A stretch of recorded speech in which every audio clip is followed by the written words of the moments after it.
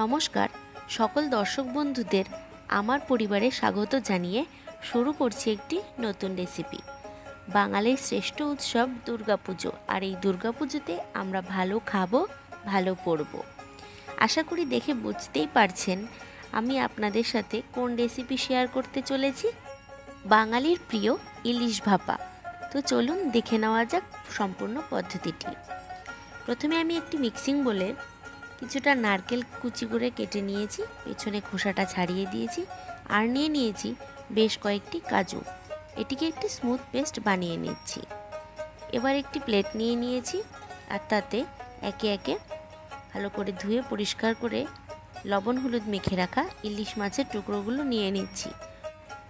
আগে থেকে বেটে রাখা সর্ষে কাঁচা লঙ্কার পেস্ট দিয়ে আগে মাছগুলিকে ভালো করে মাখিয়ে নিলাম, আর তারপরে নিয়ে নিচ্ছি মিক্সিং বলে তৈরি করে রাখা কাজু এবং নারকেলের স্মুথ পেস্টটি। ভালো করে মাখিয়ে নিচ্ছি যাতে মাছের ভেতরেও কিছুটা ঢোকে। আপনারা দেখতেই পেয়েছেন নিশ্চয়ই, মাছের লেজের পিসগুলো একটু বেশি বড় ছিল বলে আমি মাঝখান থেকে কিন্তু চিড়ে নিয়েছিলাম। দেখুন সুন্দরভাবে মাখা হয়ে গেছে। এবার ওপর থেকে সর্ষের তেল ছড়িয়ে দিচ্ছি, আর সেটিকেও ভালো করে মেখে নেব। চ্যানেলে নতুন হলে কাইন্ডলি চ্যানেলটিকে সাবস্ক্রাইব করে দেবেন। সমস্ত মশলা দিয়ে মাছগুলিকে ভালো করে মাখা হয়ে গেলে নিয়ে নিলাম একটি স্টিলের টিফিন বক্স, আর তার নিচে ভালো করে একটু সর্ষের তেল এবং সর্ষে বাটা মাখিয়ে নিচ্ছি। আরও কিছুটা সর্ষের তেল ওপর থেকে ছড়িয়ে দেওয়ার পর এক এক করে সমস্ত মাছের পিসগুলো ওই টিফিন বক্সের মধ্যে আটিয়ে দিলাম, আর ওপর থেকেও মশলাগুলিকে ভালো করে দিয়ে দিচ্ছি।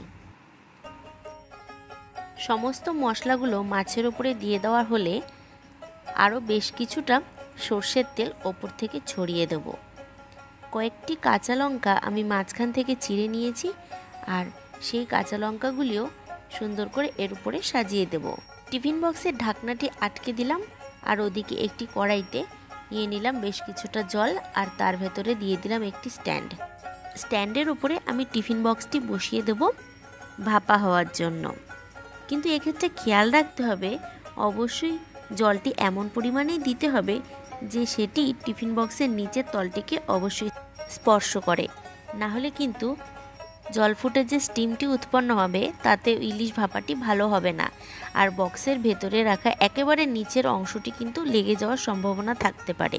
তাই অবশ্যই এটা খেয়াল রাখবেন যাতে জলের লেয়ারটি অবশ্যই টিফিন বক্সের নিচের তলটাকে টাচ করে, আর কিছুটা ওপরে উঠলেও অসুবিধা নেই।